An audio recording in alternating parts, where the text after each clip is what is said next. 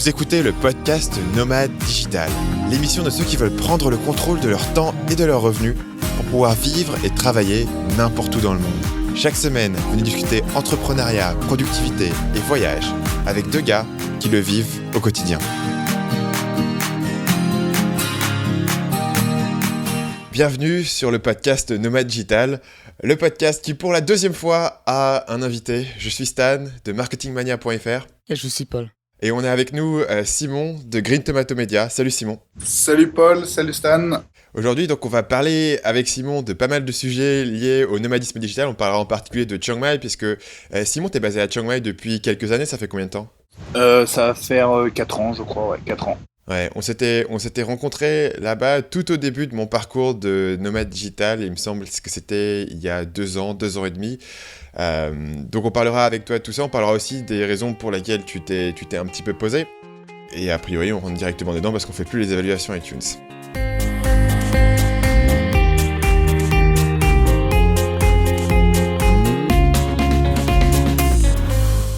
Pour commencer, Simon, est-ce que tu peux te présenter en une phrase, toi-même et puis ta boîte ?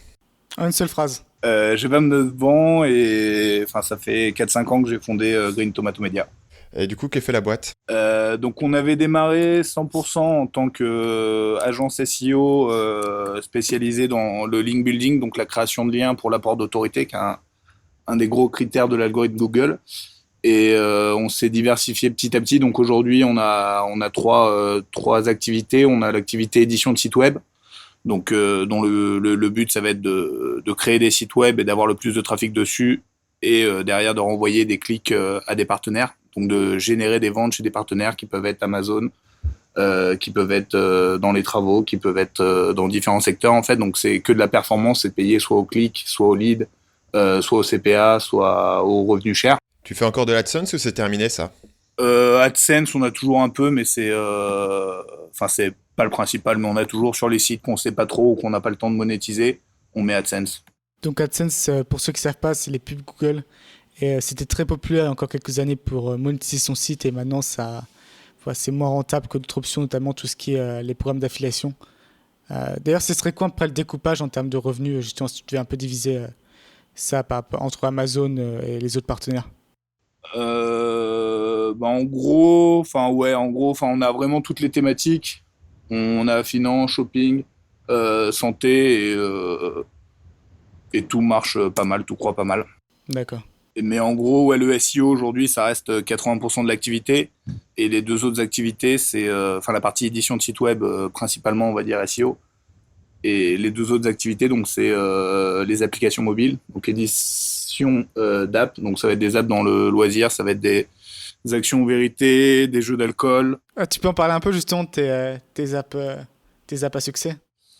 En gros, on avait démarré, on a démarré il y a à peu près 1 an et demi, je pense, les apps. Et au début, on publiait vraiment des petites apps pourries juste pour se faire la main.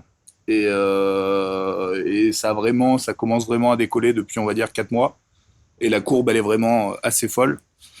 Donc c'est cool. Tu publies sur iPhone ou sur Android ? Sur les deux, en fait, c'est une plateforme qui s'appelle Unity et qui permet vraiment de développer, de publier. En fait, c'est un peu l'équivalent de WordPress des apps. Et en gros, ça va te permettre de publier sur Android, sur Amazon, sur Apple TV, sur tout ce que tu veux en fait. Donc avec le même code, tu peux exporter après derrière sur n'importe quelle plateforme. Donc pour revenir à un sujet plus général avant de rentrer dans tous ces détails-là, toi, ta boîte, tu l'as basée à Chiang Mai. Combien est-ce que tu as d'employés qui sont sur place ? Là, on est une dizaine, on était 12. Là, il y a 2 stagiaires qui sont partis, donc on est 10. Puis après les vacances, il y en aura 2-3 autres qui arrivent. Donc en gros, on tourne entre 10 et 12. Et quel pourcentage d'entre eux sont français ? 90%. On a 2 tailles et 100% franco-français sinon. Et tes activités, quand tu parles de tes sites, de tes apps, c'est principalement en français ? C'est sur le marché anglophone ? C'est sur les deux ? Est-ce que tu as des trucs sur le marché thaï ? Ça va être sur l'édition de site web, ça va être à 90% français. Là, on démarre italien, espagnol, allemand, mais ça prend du temps à monter. Et sur les apps, du coup, c'est sûrement 50% FR et après beaucoup US, Allemagne, Brésil. Donc sur les apps, c'est vraiment plus international, quoi. Quand est-ce que tu as recruté ton premier employé? C'était il y a combien de temps? Le premier employé, c'était Max, que tu connais aussi, Je qui connais. était en stage. Et donc, c'était. Enfin, non, avant, il y avait eu mon cousin. Est-ce qu'il avait été bon, ton cousin? Parce que je sais que voilà, l'expérience avec les membres de famille peut être compliquée, quoi. C'est business et famille, c'est pas toujours évident. Et il peut y avoir des. Je pense que c'est pas tout le temps facile. Moi, je viens de commencer un podcast avec mon frère aussi. Et pour le coup, je l'ai volontairement largement sorti de toute la partie business. Tu vois, je me suis dit, on va faire un truc sans pression. Donc, on est en train d'enregistrer un podcast ensemble. Ça se passe plutôt bien. Mais justement, je me suis dit, je vais le mettre dans un domaine où je vais pas être trop chiant. Donc, je l'ai fait commencer sur un truc complètement extérieur. Ça t'a pris essentiellement, du coup, je reviens à toi, Simon. Hein, ça t'a pris en gros 3 ans de passer à 1 à 10 employés? 4 ans même, on va dire, ouais. Mais 4 5 ans ans, si je ouais. compte un peu le travail en amont. Enfin, quand je travaillais pas Ouais. beaucoup, Et mais tu, c'était toujours dans ma tête et je faisais un tout petit peu, quoi. et tu continues à essayer de grandir l'équipe ou est-ce que tu es satisfait de la taille actuelle? Là, j'hésite entre scale, donc vraiment essayer de réinvestir à 10 000% et de croître le business à fond, ou ralentir sur une croissance plus modérée. Donc j'hésite, ouais. Mais je pense Mm. comme c'est parti, au final, c'est parti pour grandir. Est-ce que tu peux nous raconter comment est-ce que tu as commencé à partir à l'étranger? Donc déjà, après mes études, j'avais fait un stage à Malte. Et donc après mes études, j'étais reparti sur Malte, où au final, la qualité de vie est vraiment top. Et enfin, la météo est cool. Et j'avais un groupe d'amis à Malte. Donc en gros, c'était parfait pour démarrer mon business. Donc tu as commencé ton business directement en sortant des études?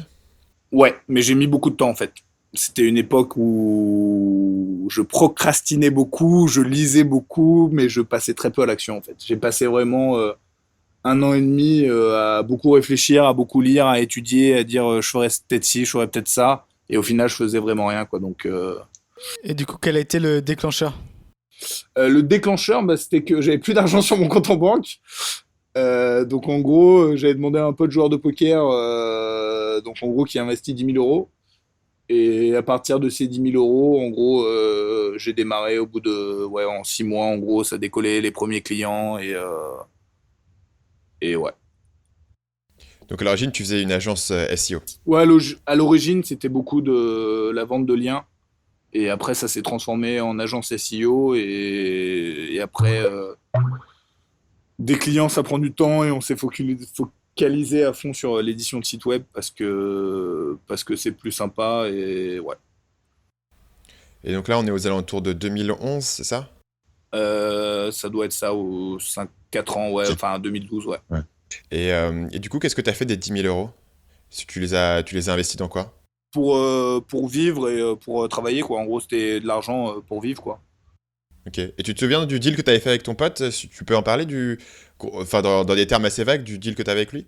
C'était 10 000 euros pour 4%. Et voilà. Et donc, il a toujours 1% de Green Tomato? 4, ouais.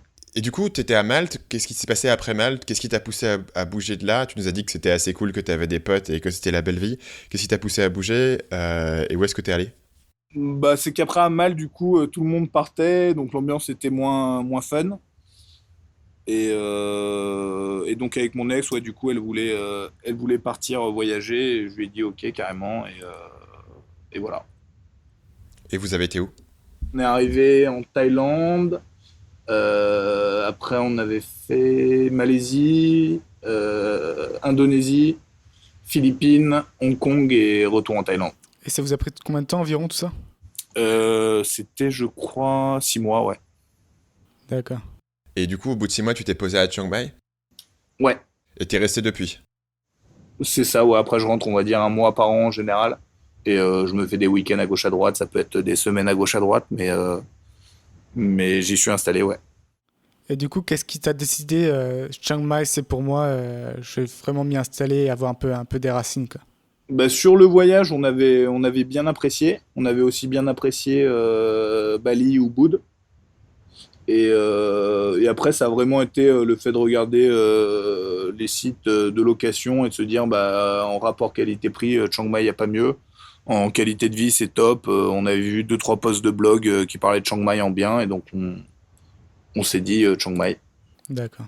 Et t'avais directement pris la décision de t'installer ou t'étais là pour une durée plus courte et t'as décidé de rester? Parce que je suis toujours... La raison pour laquelle on te pose cette question, c'est parce que il y a beaucoup de gens qui voyagent, il y a certaines personnes qui se posent. C'est toujours intéressant de voir comment est-ce que le process fonctionne. Est-ce qu'un jour tu te dis j'en ai marre de bouger, tu décides de t'installer et tu trouves quelque part, ou est-ce que tu arrives quelque part et c'est tellement bien que t'en pars plus? Enfin moi c'est ce qui s'est passé par exemple avec Ho Chi Minh. Au départ j'étais là pour 2 mois et au final ça fait 1 an et demi que je suis là-bas. Comment ça s'est passé pour toi la décision? Bah, en gros, enfin, en voyageant, après, je m'étais rendu compte que Chiang Mai, vraiment, c'était le top et c'était dur de faire mieux. Donc ouais, après, l'objectif, c'était de rester sur Chiang Mai, de prendre une location à l'année et de rester sur Chiang Mai, ouais. Et aujourd'hui, t'as des bureaux à Chiang Mai. J'ai pas. Ouais. Comment est-ce que tu organises tes employés? Ouais. Bah, au tout début de la boîte, tout le monde travaillait chez moi. Donc j'avais quand même un grand condo, genre 120 mètres carrés, mais quand on était encore 7 personnes, on était tous dans mon salon. Moi, je travaillais dans mon canapé et je fumais mes clopes sur la terrasse. Mais je travaillais vraiment allongé alors que tout le monde était assis. Moi, ça me choquait pas à l'époque. Aujourd'hui, ça me choque. Mais donc, ouais, on travaillait tous chez moi. Et donc, du coup, à un moment donné, un ami m'a dit, ouais, bah tiens, en bas de mon condo qui est juste à côté, à même pas 500 mètres, il m'a dit en bas de mon condo, il y a un truc qui est inutilisé, tu peux le louer. Et c'était parfait, c'était pas cher. Et enfin, c'était en bas d'un condo, donc vraiment super luxe et autres, avec la piscine juste en face, tout vitré, vraiment bien. Et c'était vraiment pas cher. Ça coûtait 6 000 bahts à l'époque. Maintenant, il m'a augmenté à 12 000. Mais en gros, ça coûtait 150 euros pour des bureaux. Je sais pas combien ça fait de mètres carrés, mais ça doit faire 60, 70, 80, j'ai aucune idée.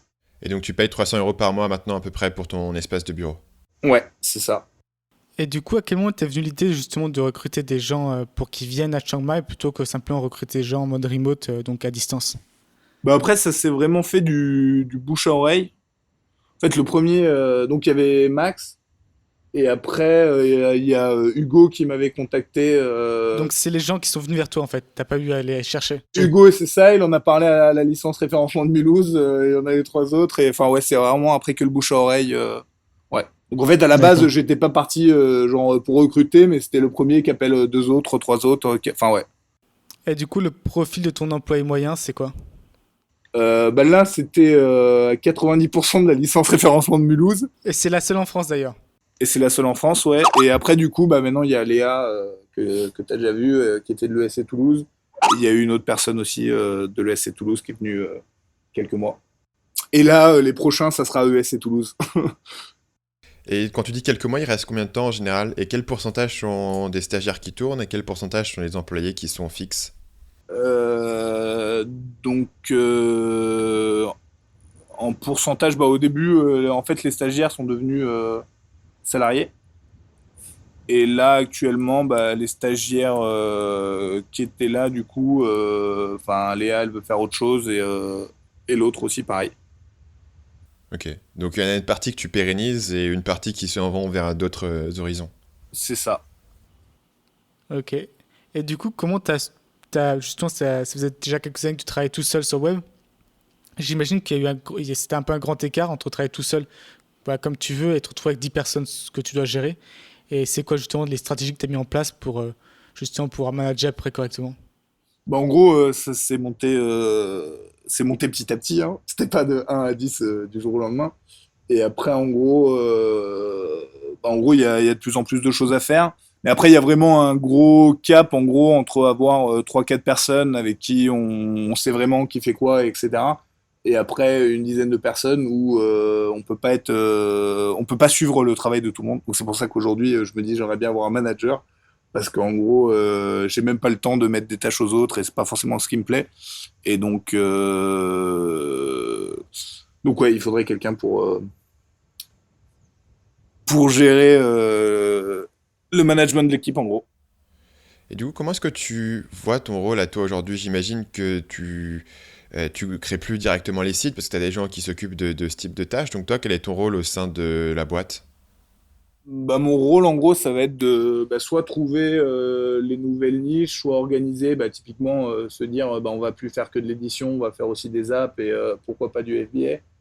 Et en gros, essayer de gérer les pôles, les budgets, se dire, tiens, ça marche, vas-y, on met plein de rédac web sur ce pôle-là, on agrandit ce pôle, ça marche moins bien. Enfin, ouais, en gros, c'est vraiment gérer. L'attribution des ressources, c'est ça? Ouais. Ok.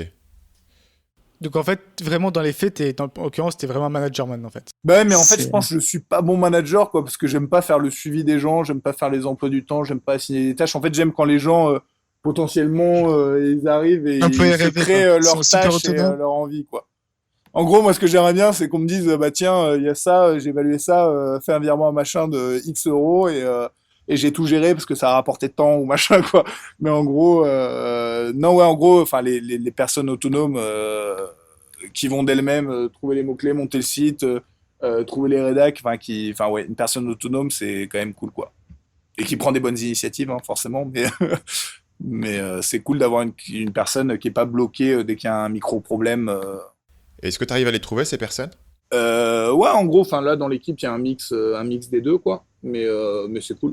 Mais du coup, est-ce que tu as des filtres maintenant en place par rapport à ça pour justement avoir la meilleure, justement avoir ces qualités que tu recherches? Depuis le début, j'ai quasiment dit oui à tout le monde. Je me disais déjà pour me trouver, c'était pas évident. Et pour postuler, enfin, c'était pas évident de me trouver. Donc le mec, déjà, ça faisait un fil dans le sens où il était motivé. Mais aujourd'hui, j'aurais tendance à dire, enfin, je ferais une sélection, quoi. J'ai toujours dit oui, oui, oui. Et aujourd'hui, maintenant, ouais, j'aurais moins à dire oui à tout le monde, quoi. Et du coup, ça te tenterait pas d'aller recruter, peut-être de faire des annonces, ainsi de suite, plutôt que d'attendre que les gens viennent vers toi? Chaque année, c'était un peu ça, hein. C'était l'annonce sur la licence référencement. Et donc, du coup, là, cette année, Léa a posté sur le FC Toulouse. Et donc, ouais, non, c'est ça, ouais.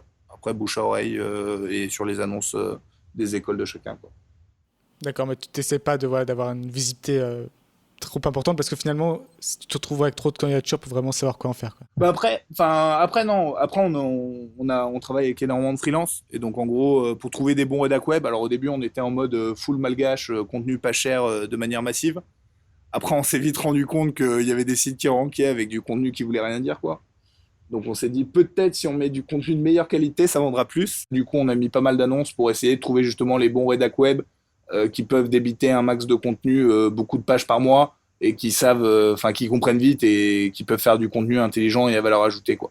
Et du coup, vu que la SEO, c'est un peu ton domaine, est-ce que tu aurais quelques conseils à donner comme ça? Peut-être des conseils qui sont pas forcément très très connus. Bah en gros aujourd'hui, enfin donc déjà les deux composantes principales du SEO c'est du contenu, donc beaucoup de contenu de bonne qualité.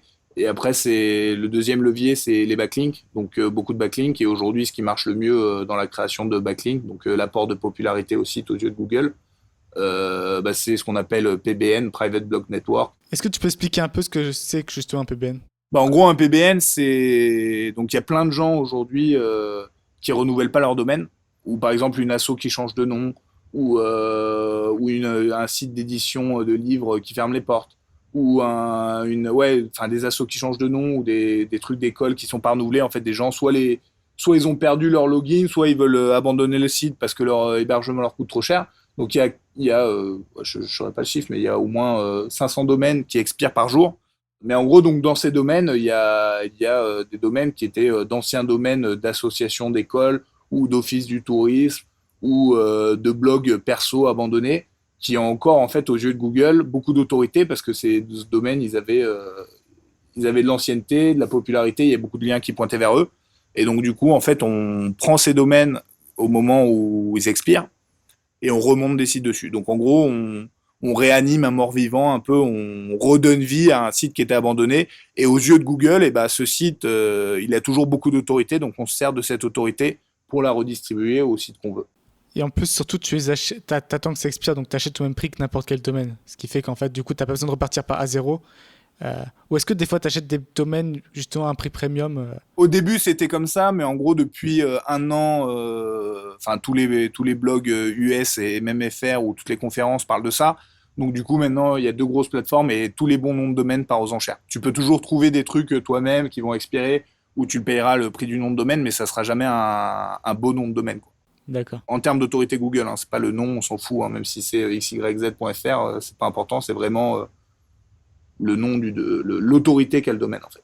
Pour revenir sur la partie Thaïlande en particulier, une chose qui est intéressante pour moi, c'est que du coup, t'as beaucoup de gens sont nomades digitaux comme Paul et moi, et on va fonctionner avec des visas de court terme, etc.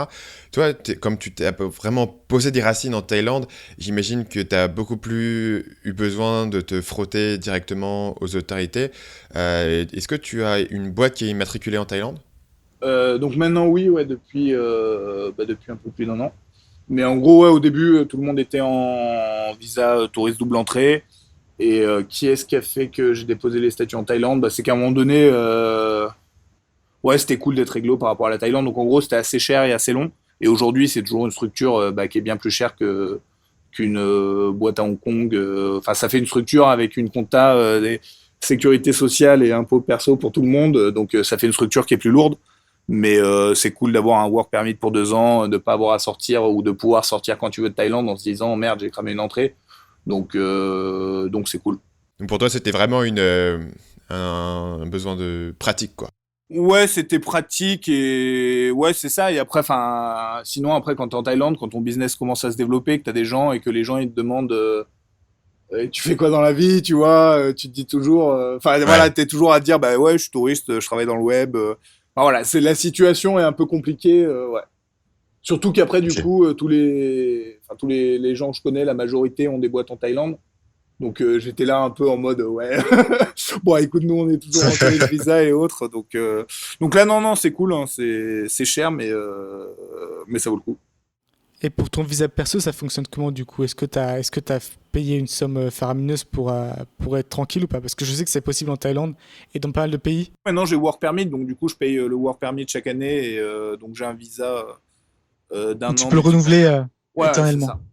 D'accord. Mais il y a cette solution hein, je sais plus comment ils appellent ça, VIP, je sais plus quoi, tu payes soit pour 5 ans, je crois que c'est 5 000 euros, pour 10 ans, 10 000 euros, ou au final t'as plus besoin de te soucier des visas. Ah, c'était moins cher que ce que je pensais. C'était peut-être plus cher, je sais pas, mais je crois que c'était dans ces eaux-là, hein. Ah, c'est possible, ça dépend beaucoup des pays, mais généralement tous les pays ont un programme comme ça. Et certains, faut investir beaucoup plus. Ça en est parti. Moi, je suis en train de chercher combien ça coûte. Ça s'appelle thaielite.com, apparemment. Et j'étais en train de vérifier combien ça coûtait. Mais après, honnêtement, si on considère qu'un visa étudiant c'est 800 euros, 1000 euros par an, au final, je crois que c'était plus cher. Mais en fait, le seul risque de ça, c'est si tu payes pour 5 ans et demain ce truc n'existe plus, potentiellement. Ce qui m'intéresse aussi, c'est que t'as commencé à acheter des apparts là-bas. Justement, ça a été quoi ton expérience justement par rapport à investir dans l'immobilier à Chiang Mai? Je suis loin d'être expert là-dessus, mais en gros, non. Enfin, ce qui est rigolo et ce qui est assez génial en Asie, c'est de se dire que pour 10 000 euros, tu peux acheter un petit studio. Et pour 15-20 000 euros, tu as un petit studio vraiment bien placé. Donc, c'était une manière pour moi de me dire en gros, enfin, c'est une sécurité par rapport à un biz où il y a un cash flow énorme qui part chaque mois. De se dire au moins, si jamais tout s'écroule, il y aura toujours un petit appart, quoi. Et tu as le droit en Thaïlande d'acheter des biens immobiliers en étant étranger? Sur des condos, oui, Seulement les apparts. seulement les appartements. Mais pas une maison, du coup, et pas du terrain. Tu veux pas acheter un champ de maïs. Non, mais potentiellement, je pourrais l'acheter avec la boîte que j'ai là, mais ouais, non, Ok. ça n'a aucune utilité. Mais en gros, et c'est pareil, si tu l'achètes au nom de la boîte et que la boîte disparaît, après, je sais pas ce que devient le terrain. Et qu'est-ce que tu fais de ces apparts, du coup? Tu vis dedans, tu les loues, tu fais du Airbnb? Là, en gros, du coup, c'était à chaque fois des amis, et ma tante, mon cousin, ouais, à chaque fois, ouais, c'est toujours occupé. Mais là, en gros, en rentrant de vacances, l'idée, ouais, c'est de tester Airbnb, voir ce que ça donne, et ou de la location long terme, à voir. Et quelle a été ton expérience au niveau de l'achat? Est-ce qu'il y a des histoires gouvernementales compliquées? Est-ce que c'est facile de gérer les agents immobiliers là-bas? Parce que je sais qu'en termes de location en Asie, c'est toujours incroyablement facile et fluide et sans problème. Au niveau de l'achat, ça ressemble à quoi? Là, c'est vraiment pareil, c'est super facile. C'est un acompte 10% avant et au moment de la transaction. Enfin, faut aller au land department et ça prend 1 heure et voilà. Et après, en gros, le seul défaut qu'il y a potentiellement, enfin un défaut très inconnu d'ailleurs, des gens qui investissent en Thaïlande, c'est qu'en gros, pour après derrière ressort. En fait, tout l'argent qui rentre en Thaïlande, il n'y a aucun problème. Mais dès que tu veux sortir potentiellement de l'argent de Thaïlande, les Thaïs te posent problème. Donc par exemple, un ami qui avait revendu un condo, en fait, il pouvait pas se le retransférer vers son compte français ou autre. Enfin, voilà, en gros, ils vont contrôler vachement les gros virements sortants, en fait. En gros, l'argent qui rentre, c'est ok, l'argent qui sort, ça pose plus de problèmes. Mais ça, c'est assez courant dans pas mal de pays, ouais. Notamment tous les pays en voie de développement parce ils se méfient un peu et en même temps, ils ont aussi un peu raison. Bah, ils ont raison dans le sens où ça laisse le cash dans le pays. Si tu sors du cash, tu sors de la croissance, quoi. Alors que le cash, quand il reste, il tourne dans le pays. Effectivement. Dernière chose que je voulais te poser à ce sujet, bah du coup, comment est-ce que tu vois le futur pour toi?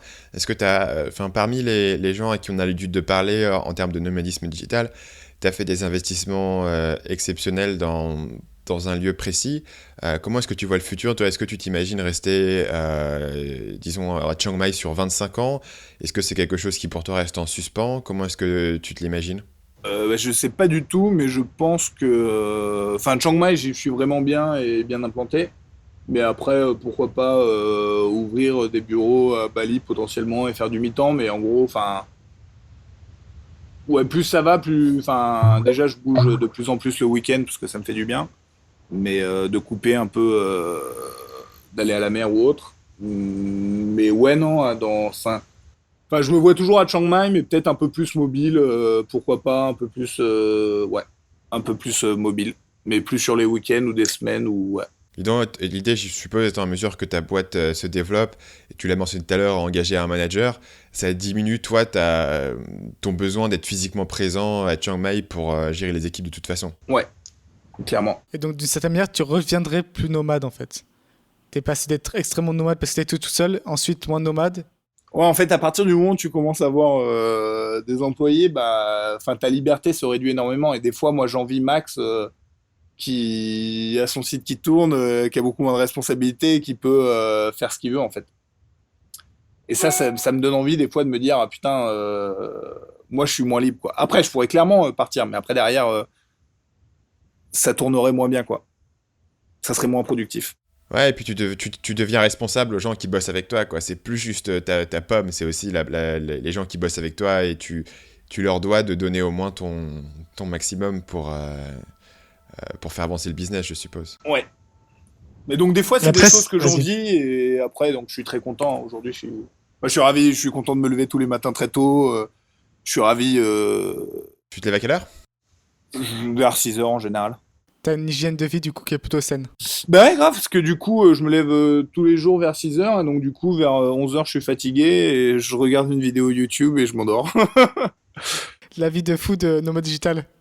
Mais, euh, mais du coup, mais quand même, moi, par contre, on n'a pas trop parlé, mais c'est avoir autant d'employés, quand même une dizaine d'employés, ça donne une force de frappe monstrueuse. Moi, j'imagine ce que je pourrais faire sur Amazon FBA avec une dizaine d'employés. Toi, Stan, j'imagine que tu peux imaginer ce qui pourrait se passer si tu as 10 employés pour ce qui est justement l'advertising Facebook. Ça donne comme une échelle qui est tout autre que quand tu travailles tout seul, quoi. Euh, donc, c'est sûr que tu perds en liberté, mais tu as quand même cette puissance en termes de business euh, qui est. Et aussi, en même temps, c'est un peu un passage obligé, je pense. Si tu veux vraiment croître à un moment donné, même le remote, je pense que ça a ses limites assez rapidement. Je pense aussi que si tu veux Je vraiment suis pas développer convaincu. un esprit d'entreprise et une vraie boîte, à un moment donné, tu es obligé d'avoir des bureaux. Tu peux pas avoir une grosse boîte sans bureau. Enfin, tu as des exemples à la Buffer et autres. Mais il y a forcément un moment donné où ils se réunissent, enfin, il y a quelque chose quand même qui se passe, le fait d'avoir des gens réunis quelque part, c'est pas pareil. Et pour finir, de mon côté, justement, c'est longtemps que tu es en Thaïlande. Maintenant, est-ce que tu as des endroits à recommander en Thaïlande? Chiang Mai. Non, vraiment, Chiang Mai, je pense honnêtement que c'est la meilleure ville de Thaïlande, voire d'Asie. Voir du monde. Pourquoi s'arrêter là? Du monde, ouais, je pense qu'en rapport coût-qualité de vie et peaceful, et enfin, tout est simple. Je pense enfin, pour démarrer une boîte, il n'y a rien de mieux, je pense. Effectivement, et aussi un internet de bonne qualité, ce qui est aussi un point fort. Et une communauté, enfin, il y a vraiment. Enfin, je pense pour démarrer sa boîte, Chiang Mai est idéal, quoi, clairement. Simon, tu as un mot de la fin ou il y a quelque chose qu'on a oublié de te demander qui aurait été intéressant pour les auditeurs? Est-ce que quelque chose te vient à l'esprit? Chiang Mai, c'est top.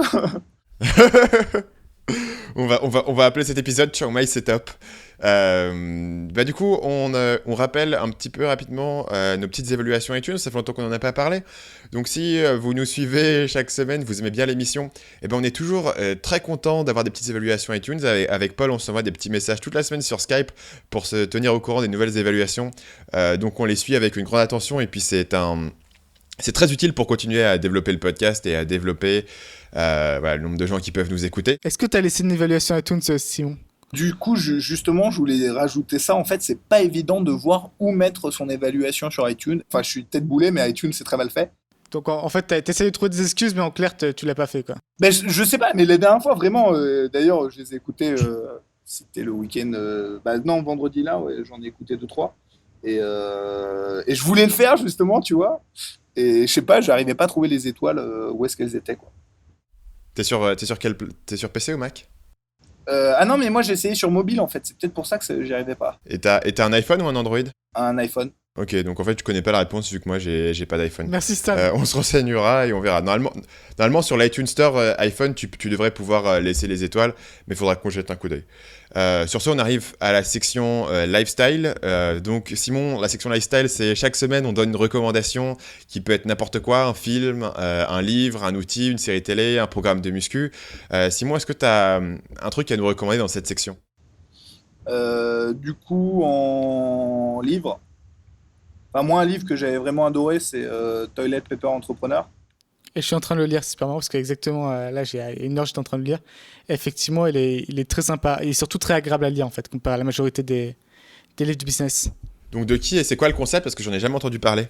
Bah, le concept, en gros, c'est reste chez tes parents, travaille, réduis tes coûts au maximum et démarre comme ça, quoi. Le truc hustler, un peu, quoi. Mais en gros, c'est tu peux tout faire à partir. T'as besoin d'un PC, d'une connexion internet, t'as pas besoin de dépenses, tu vis chez tes parents et tu peux monter un business. Ce qui est au final très vrai, hein. De Mike Michalowicz. Et je pense que il ça te plairait parce que justement, il parle aussi du plan de 90 jours dans ce livre-là. Ok. Il est aussi un peu là, tout cet aspect, être assez méthodique sur ce que tu veux faire chaque jour. Ton intention, il y a aussi ce qu'il appelle le plan de prospérité. C'est en gros, tu imagines ton business idéal et voilà, tu travailles pour ça plutôt que de faire un business plan, plutôt avoir un truc, une idée vraiment dans ton esprit, c'est quoi le business idéal, que ce soit un peu en accord aussi avec tes croyances et un peu tout ça, quoi. Mais il est vachement sympa à lire. Donc ça sur les livres, et après moi je suis très YouTube, donc j'adore regarder YouTube. T'as une chaîne favorite? Bon en gros, enfin les TED, donc les TED c'est toujours classique et cool. Axolot, qui est très très bon, qui s'écrit AXOLOT. Et Y Penser, qui est aussi très bon. Je suis d'accord. Qui est pour le coup une chaîne francophone. Ouais, c'est que des chaînes francophones, ouais. Et c'est plus pour l'aspect du coup réfléchir, mais pas sur le business, quoi. Ouais, c'est ça, ouais, c'est intéressant, ouais. Et après, je regarde pas mal de biographies d'entrepreneurs, des reportages, ouais, des chaînes YouTube, Evan Carmichael, là, qui est un peu des interviews d'entrepreneurs où il résume un peu les 10 meilleurs, les 10 règles de succès ou les... Ah oui, je mettrai un lien vers ça. Effectivement, j'étais surpris par la qualité aussi. C'est en fait les 10 règles du succès, il le fait pour Elon Musk, et plein d'entrepreneurs. Et c'est surprenamment intéressant. Généralement, les top 10, tu vois, je m'en méfie toujours un peu. Mais là, c'est plutôt pas mal. Ouais, et sinon, bah, du coup, en productivité, en outils, Evernote et Google Drive, Google Agenda. Et après, en SEO, SEMrush, qui est vraiment très puissant. Et voilà.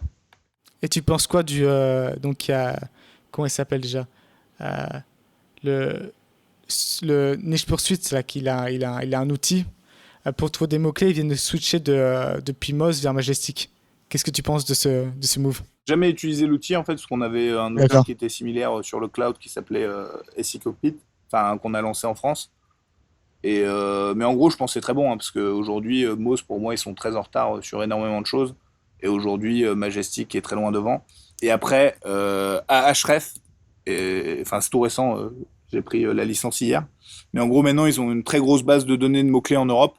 Donc il y a une plus grosse base en gros pour espionner un site et voir quel est son trafic et quels sont ses mots-clés et quelles sont ses positions. SEMrush était très puissant, mais en gros aujourd'hui Ahref a une base de données beaucoup plus élevée quoi. D'accord. Paul, qu'est-ce que tu nous recommandes? Du coup, j'hésitais entre deux choses, donc je vais choisir. Et l'autre chose, ce sera pour la semaine prochaine. Pour cette semaine, c'est Serial. C'est une série, alors, je sais pas si vous connaissez, c'est une série de podcasts de ceux qui ont fait This American Life. Et notamment, la première saison, en fait, parle d'un meurtre où, en gros, un mec a été envoyé en prison à vie, mais il y a des grosses raisons de penser que ce serait pas lui le coupable, quoi.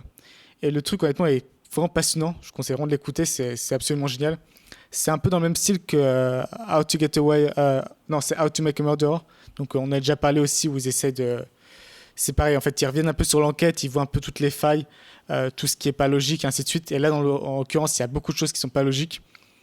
Et moi, l'idée notamment que quelqu'un. Je vois rien de pire que se faire enfermer en prison toute sa vie alors que t'as rien fait, quoi. Je vois rien de pire dans la vie que ça. Même être paralysé, ça me paraît moins violent. Et du coup, c'est Surtout vachement que lui, il intéressant. avait 17 ans. Hein. Il a 17 ans.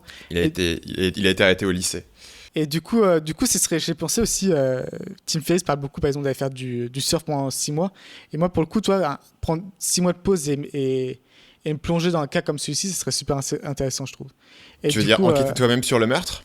ouais, bah, il y en a beaucoup de gens qui font ça, en fait, qui sont passionnés par ça. Et notamment, du coup, je me suis devenu un peu obsédé par ça. Et il y a des forums entiers dédiés rien qu'à cette affaire. Et du coup, j'ai passé des dizaines d'heures à tout lire, des heures qui sont un peu perdues, honnêtement. Je recommande pas forcément. Mais du coup, je pense qu'au final, il est quand même coupable. Euh, mais c'est un cas, ouais, c'est assez. Ouais, je pense on se met toujours un peu dans cette situation, toi. Se dire, est-ce que si jamais je me faisais accuser à tort d'avoir violé, d'avoir tué, et que je me retrouvais en prison et que personne ne voulait croire à mon innocence, à quel point ça serait frustrant et rageant. Est-ce que tu t'es fait la deuxième saison de Serial? Non, pas encore. On m'a dit qu'elle était beaucoup moins bonne, donc j'hésite un peu du coup Ouais, à passer à la elle est seconde. intéressante. Hein. Elle est intéressante. C'est très différent parce que du coup, dans la première saison, ils enquêtent sur un meurtre, ils essayent de retrouver les tenants et les aboutissants. La deuxième saison prend le cadre d'un Américain qui s'appelle Bo Bergman, un truc comme ça, qui a essentiellement déserté sa base en Afghanistan et qui a essayé d'aller à pied tout seul à une autre base, et qui s'est fait capturer par les talibans et qui a été emprisonné pendant 5 ans par les talibans.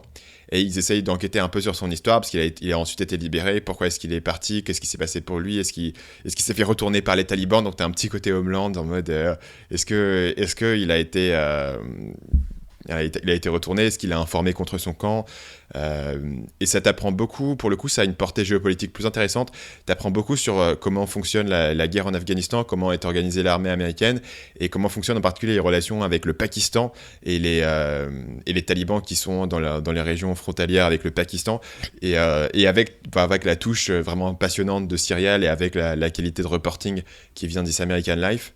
Et du coup, moi, j'ai accroché aussi à la saison 2. Même s'il y a moins de doutes, dans la saison 2. Tu vois, le truc de la saison 1 qui vraiment t'accroche, c'est qu'à aucun moment t'arrives à te décider d'un côté ou de l'autre. Mais à vrai dire, ça c'est quelque chose. À vrai dire, c'est du coup j'ai fréquenté pas le forum en fait. Globalement, c'est quand même un cas très trouble en fait. Mais globalement, toi, ils ont quand même essayé de le faire justement, vu que c'est un podcast, c'est que ce soit intéressant, de le faire aussi équilibré que possible. Mais ouais, globalement, il y a quand même beaucoup plus de choses qui penchent pour que ça soit quand même lui le coupable. Euh, c'est quand même un peu plus clair que ce qu'on pourrait penser. Ouais, bah moi dans ma section lifestyle, j'ai une recommandation à laquelle je pense de plus en plus, c'est d'aller relire les choses. Quand j'ai commencé vraiment à me former dans le domaine du business, du marketing, entrepreneuriat, même dev perso, bah, t'as tendance à consommer de plus en plus d'infos, à chercher toujours des nouvelles choses. Et dernièrement, je me suis souvent retrouvé à revenir sur des choses que j'avais déjà lues il y a 1 an, il y a 2 ans, et à me refaire les choses. Et au final, t'apprends toujours autant de choses et tu approfondis sur des notions. Tu vois, il y a un moment où t'as consommé toutes les notions de base que t'allais consommer et où tu gagnes beaucoup à aller revoir les choses. En particulier, dernièrement, je me suis refait des conférences de Dan Kennedy. Là, en plus, il faut se les faire, hein, parce qu'en général, c'est 18 heures d'audio qu'il faut se taper. Donc, bon, je le fais en x2, mais ça fait quand même 9 heures à chaque fois. Et je les avais écoutés quand j'avais commencé il y a il y a 2-3 ans, et là je me le suis réécouté, et j'ai trouvé ça toujours aussi riche, toujours aussi instructif, et comme tu sais un petit peu ce qu'il va raconter, ce qui va se passer, tu as quand même de bonnes notions, ça te permet de te plonger plus dans les détails ou dans les choix qu'il fait sur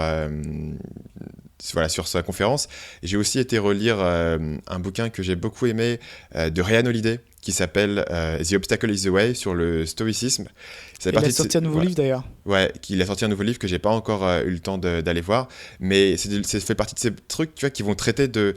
C'est pas vraiment de l'information, c'est vraiment, tu réfléchis au concept profond, à la méthodologie, à la philosophie, même avec Ryan Holiday. Et en fait, se le refaire une deuxième fois, c'est toujours aussi intéressant, et c'est plus profond, et tu as l'impression d'en tirer encore plus et de mieux pouvoir l'intégrer dans ta vie. Donc ma recommandation cette semaine, ça serait d'aller retrouver un de vos bouquins préférés ou quelque chose qui vous a beaucoup apporté, que vous avez fait il y a 1 an ou 2 ans, et allez vous le relire ou vous le réécouter, et je pense que vous pourrez encore en tirer pas mal de choses. J'avais oublié de mentionner, mais l'émission Shark Tank, j'ai vraiment accroché et j'ai tout regardé assez rapidement. T'as tout regardé le Shark Tank? Parce que par contre, pour le coup, c'est massif. Il y a eu 7 saisons de 24 épisodes. J'ai adoré, quoi. Je suis vraiment méga fan, quoi. Je trouve ça drôle, utile. Tu peux resituer pour les gens qui n'ont jamais entendu parler de Shark Tank, même s'il a déjà été mentionné dans le podcast, tout le monde n'a pas forcément le concept. Donc en gros, il y a 3 investisseurs et c'est des jeunes entrepreneurs qui vont pitcher leur idée, soit de produits, soit de services. Et donc en gros, les gens font une demande de levée de fonds, donc 100 000 pour 10% par exemple. Et après, donc les investisseurs décident et critiquent le projet, quoi. Ils posent des questions et donc ça rend intéressant.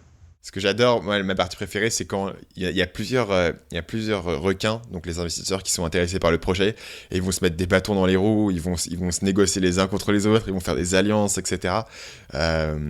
C'est très bien fait à l'américaine, avec du gros spectacle, sur un sujet qui est pas facile. Enfin, honnêtement, rendre des levées de fonds, c'est un des shows qui marche très très bien aux États-Unis, et faire ça avec des levées de fonds, c'est quand même une prouesse de la part des mecs qui produisent l'émission. Et tu vois à quel point ils peuvent rapidement réfléchir aussi, en fait. Du coup, c'est... Parce que justement, les sharks, c'est des gens un peu qui ont déjà eu du succès, et tu vois à quelle vitesse ils comprennent les tenants et aboutissants, et à quelle vitesse ils peuvent faire une offre et être décisifs. Ça, c'est aussi intéressant. Ceci dit, ce que tu vois à l'écran, c'est 10 minutes par pitch, mais c'était 1 heure de pitch au départ. D'accord. Donc, tu vois pas forcément l'ensemble du process à ce niveau-là. Il y a quand même un petit peu de miroir, parce que les pitchs durent 1 heure. Dans l'émission, ils en font 4 en 45 minutes. Ok. Mais sur un business que tu connais, après tu connais aussi le business en général, donc tu arrives vite à détecter ce qui est faux, ce qui est une opportunité ou autre, quoi. Ouais. Et bah sur ce, on va se quitter. On se retrouve jeudi prochain pour un nouvel épisode de Nomad Digital. D'ici là, rendez-vous sur nomaddigitalpodcast.com où vous aurez tous les épisodes du podcast pour vous abonner, pour laisser votre avis. On va aller regarder cette histoire des évaluations iTunes sur iPhone. Je vais demander à quelqu'un qui a un iPhone comment on fait. Parce que si tu lui as remarqué ce problème, c'est probablement que d'autres gens l'ont eu. Donc on va aller regarder tout ça. Pour tous d'entre vous qui ont réussi à laisser l'évaluation, on vous remercie. Et quant à moi, je vous dis à la semaine prochaine. À la semaine prochaine. À la semaine prochaine, merci.